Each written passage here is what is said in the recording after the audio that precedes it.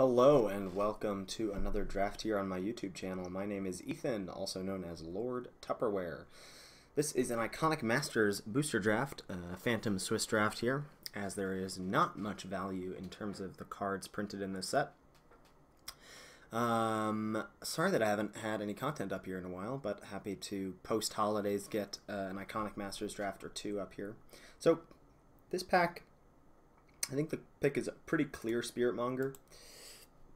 So I could see taking a Doorkeeper over it, but that seems a bit much to me, though this card is very strong and goes in a lot of different decks in the format. This is very strong and doesn't go in a lot of decks, but can be splashed if we're green X or, you know, pick up an Evolving Wilds or whatever. But just the power level on Spiritmonger has got to be better than anything else in that pack. Now, a follow-up here, not seeing any cards that I'm super crazy about. So I think that the Jeskai colors are better than black and green. Hilariously, I took a Spiritmonger. There are counter synergies, like Phantom Tiger I think is strong if you do end up with some counter payoffs like black-green has to offer. Specifically Corpse Jack Menace. Other than that, other than taking like a Phantom Tiger here to stay on color, I think Star Compass is just the pick here, which is a little awkward considering if we do end up in base green, that we'll probably rather play something like Wall of Roots or Overgrown Battlements as our 2-drop ramper, but I will grab Star Compass here just because I think it also helps us delay figuring out what our colors are going to be. I don't really think taking Phantom Tiger second is what I would like to be doing. Now, seeing a Hoarding Dragon third is really interesting to me. Now, there was a Bladewing the Risen in our first pack, and then a Dragon Tempest that we just passed. And so maybe someone doesn't pick up on those dragon signals. Maybe they do. Either way, Hoarding Dragon is just a very strong card. And I'm going to grab that here over not much else, especially not much else to go with our Spiritmonger. I think it's just the best card in the pack, and I'm just going to stay with taking that and then seeing what comes. So now we're seeing some interesting picks. There's a Gutter Snipe for red, white, or red, blue Spells Matter deck, which I think is red, blue is certainly, I think, is the best deck in the format, probably. There's a Jungle Barrier, which I like a lot. I really like the green, blue wall decks, though perhaps they're not as good as I might want them to be. There's also a Wall of Roots. But again, green and black are not super deep, but I do like Wall of Roots. I think it's probably the best green common. But I think I just want to take this Gutter Snipe as perhaps a signal. Like, we've got the Hoarding Dragon third, and now this Gutter Snipe fourth, and maybe red is open and Spells Matters is open. I mean, there's a Spell Fist and a Tormenting Voice as well, so we'll hedge on that. And perhaps getting rewarded. I mean, I'm going to take a Pillar of Flame here over the Swift Spear and the Borderland Marauder. It would probably go Pillar, then Swift Spear, then Thought Scour for me. But again, we could just be red-black. We could be red-white, you know, so I don't want to necessarily take a blue card yet. I'll just take this removal spell that pairs well with the Gutter Snipe and see what else happens. Well, a Kiln Fiend 6th is certainly a signal. Certainly a signal to me that that this red deck is open. A pretty late bounce land with Celestia Sanctuary, another Wall of Roots, some good blue spells, so that makes me pretty happy about grabbing this Kiln Fiend. So just keep grabbing the good red cards. Now, here's an interesting place to diverge. I think we're going to grab Furnace Whelp here to stay red, and again we'll see. I mean, Bladewing the Risen wheeling is not the craziest thing I've ever heard of, so it could happen, and we could end up red-black. I don't particularly care for Roshin Meanderer. Yeah, you can grab some Heat Rays, but those are not cards that I think you need to prioritize very highly. We have seen some Ivy Elementals passed around as well, but red-green, like X spells, I don't think is really a deck. So I think red-green is more for Vent Sentinels and Wall of Roots. I'm also happy to just continue to take a red card here and not commit to anything and see where this draft takes us in terms of our second color. Bummer to have to move off of Spiritmonger here, but our ability to stay open really let us not get stuck here. I mean, if we had taken the Phantom Tiger over Star Compass Pack 2, I might have been a bit more inclined to just like go down that route when that was really not open. So now we have some interesting things to take a look at. There are some good green cards here. There's also a good white card with Abzan Battle Priest. Not really what I want to be doing with red-white. I mean, red-white is not a deck I like very much anyways. There's also a Jace's Phantasm, though not really seeming like blue has been open. I mean, I'm just going to grab this Hunt the Week. If we do end up green-red splashing Spiritmonger, it's not the worst thing I can imagine. Also, Hunt the Week with like Gutter Snipe and Kiln Fiend isn't bad. We've got at least one good thing that can fight right now, so I will just grab this Hunt the Week here. Be very interested to see what wheels in this pack from our opener.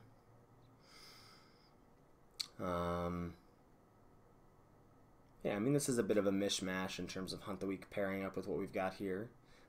I'd be thrilled if Bladewing wheeled, but I can't really imagine it's going to. Especially after the Limited Resources episode that talked about Bladewing, the Risen, and Dragon Tempest being a little wombo combo. You need 2 Bladewings and 1 Dragon Tempest. And because they're legendary, you get to infinitely deal 1 damage to each other. Or you get to loop an infinite one point of damage. Alright, so we have a Phantom Tiger coming around.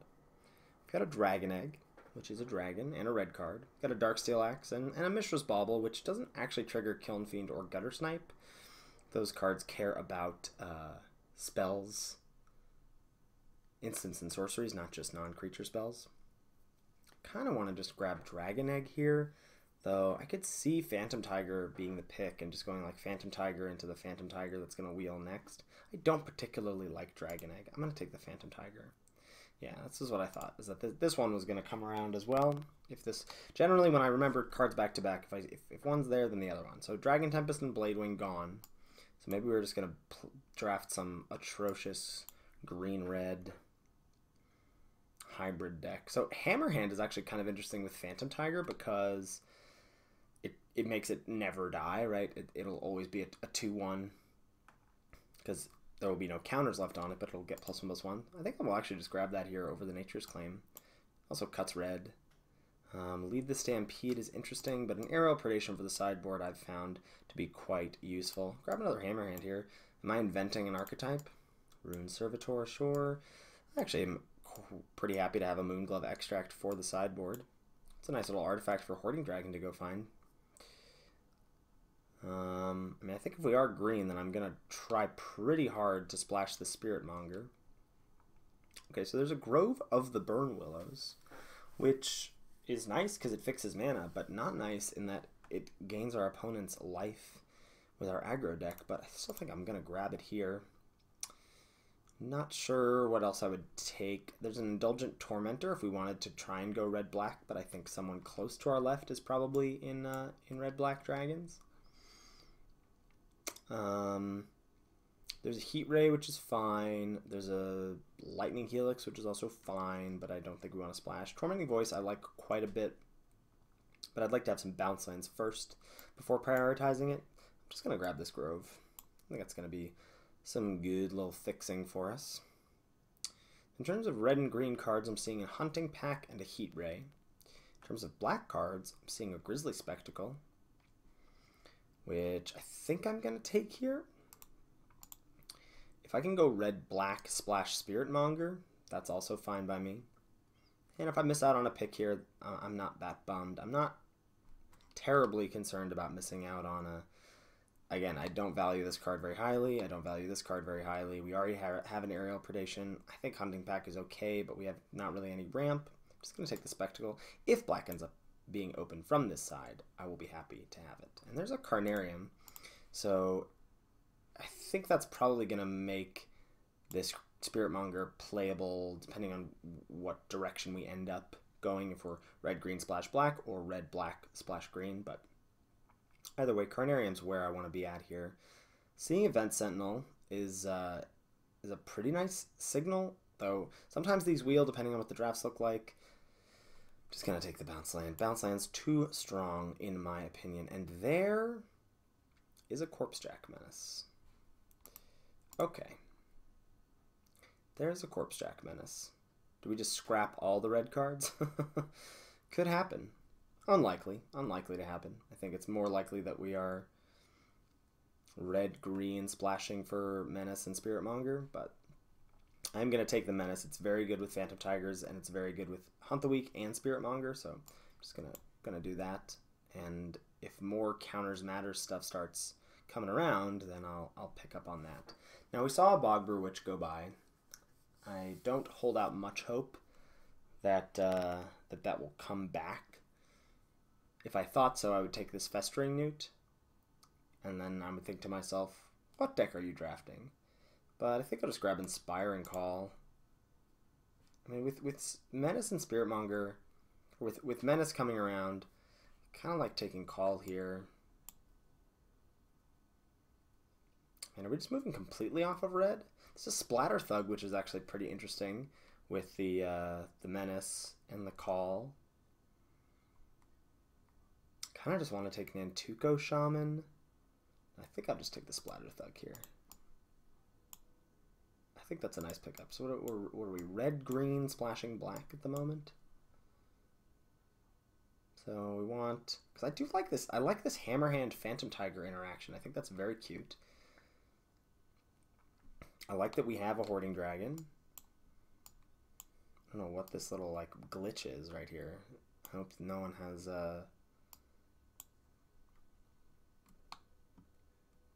any issues with that visually. I certainly don't. Inspiring Call. God, that is so terrible. Inspiring Call, not quite at home yet, though. 1, 2, 3, 4, 5 potential things that make counters. Another Splatter Thug. Yeah, I'm going to go for it. I'm going to go for this little counters, weird red-green counters deck. This doesn't exist. This can't be good. But what else am I taking here? Nothing. So, Splatter Thug, that is. And I think another one, though Wild Size is interesting. We're moving further and further away from the Gutter Snipe Kiln Fiends of the world, because we only have, what, Pillar and Hunt the Weak? Is that really it? Yeah, the 2 Hammerhands and the Star Compass. So what if these are out? What if these are out? And now Inspiring Call is definitely in. So that makes me want to just grab another Thug here. And now I'll take a Tormenting Voice.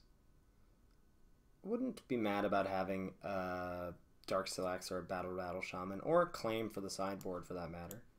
Let's take a Voice here. Another Predation, a Hunting Pack.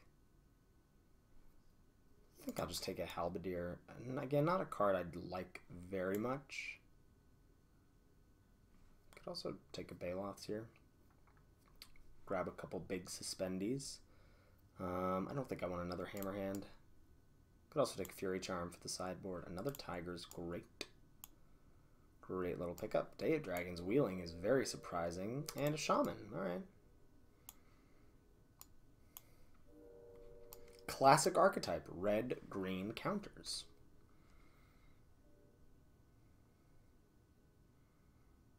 Now for an aggro deck, we have nothing before turn 3 to play. It's a pretty good land to open. I mean, we've done well with our mana base opens here. So I'm going to grab the Cairns. Gives us another free black source. Would really like to grab an Evolving Wilds at some point. I imagine we will wheel something out of this pack, like Hammerhand or Battle Rattle Shaman. Probably the Shaman is more likely what we would like, but some 2-drops would be good. Not sure what those would be. Like, you know, we've already got this that we can't really play. Though maybe we will. I don't know. It'd be interesting to see how this pack shakes out.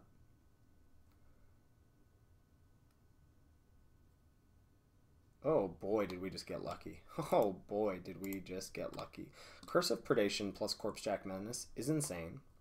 Curse of Predation with Phantom Tigers is fantastic. So I'm thrilled to have that. Pretty bummed to have to pass both of these bounce lands. I would love to pick up Gruul Turf. I can't imagine it will wheel. But something else might, like Timberland Guide would be pretty nice in this deck. Some removal would be nice in this deck. I mean, I know I've been poo-pooing Heat Ray, but I'm at the point now where I think we kind of need it. But Curse of Predation is a bomb for us, and I will be grabbing that. Well, do I get to get on my high horse about how people should not be passing Horizon Canopy? I think I do. Now, Celestial Sanctuary is great as well, but I do believe Horizon Canopy is going to take the cake here for me over the bounce land.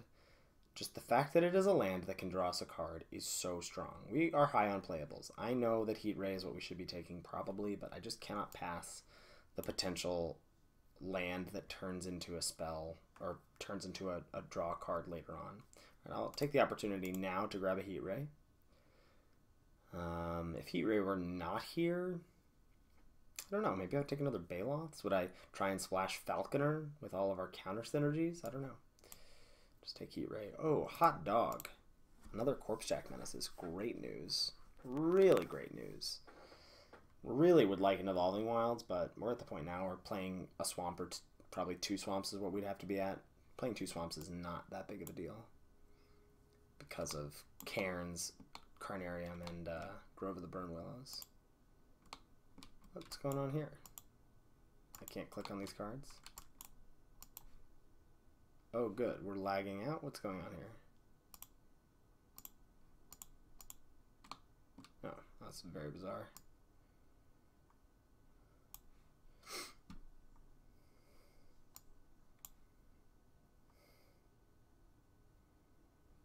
Might have to play Moonglove Extract. I'm not sure.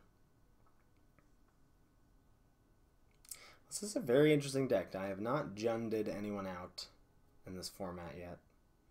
I do kind of think Hammer Hands with Phantom Tiger is pretty sweet. I mean, it's obviously terrible against, like, actual removal. But any damage is pretty sweet. What's going on, folks? Why is it taking so long? So yeah, an Evolving Wilds would be a nice pickup. I'm not at the point where I'm going to take a double off-color bounce land. Timberland Guide is nice as a 2-drop. I think it's certainly more synergistic and better than Borderland Marauder in terms of its late game potential. Good on 2 as a 2/2 and synergizes all that nonsense. Double Menace is really interesting. Another Hunt the Week would actually be really good as well. Oh, Undercity Troll. Cool. How's our creature count so low? Interesting. Well, we've certainly got options in the sideboard. Undercity Troll is great. And I think we've won one more fresh look. Wow, we get a Gruul Turf. What a dream. What a dream of a mana base this is. I feel like I'm playing Cube right now. Got 5 dual lands. I mean, this isn't really a dual land, but it's a dual land in that it draws a card. I think I will take that over the 4th Phantom Tiger. I wonder if that means the other Gruul Turf is going to wheel, because I will definitely play that too. Dusktail Worm. I mean, we have no ramp other than the Compass.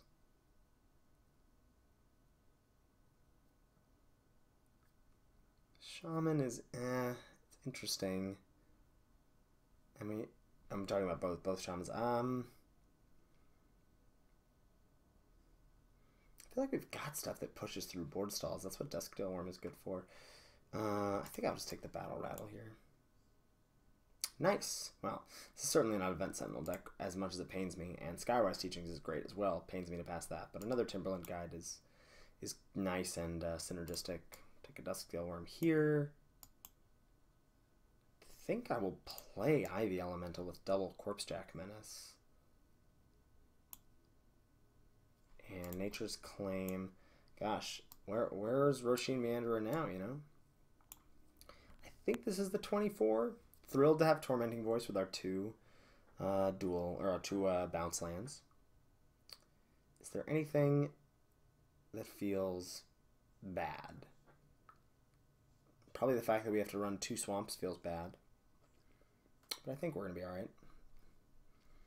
I may not need Star Compass. We're not really ramping with it. Maybe just playing like a Baloths or a Halberdier is nice instead. Or a Shaman. Giving +2/+0 to a Phantom Tiger is pretty sweet.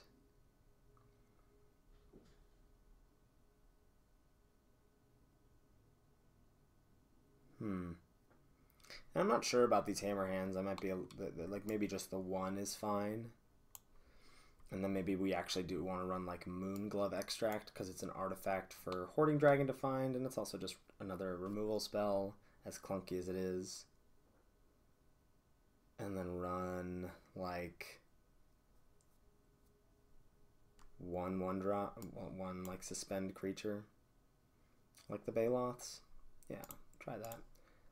24 with these five lands, so we may have to run 23 and just rely on Tormenting Voice and a couple mana sinks. We also have Inspiring Call as a huge card draw engine, but let's see what this mana base looks like. So I think we do have to run 2 swamps. That's 2, 3, 4 black sources. 4, 5, 6, 7, 8 red sources. That's pretty good. And 5, 6, 7, 8 green sources. That's pretty good. 8, 8, 4 is what we've got. I mean, 8, 8 is good. Yeah, 8, 8, 4. Let's do it. And I think that's going to be it. All right, sweet. Let's jump them out. See you for round 1, 2, and 3.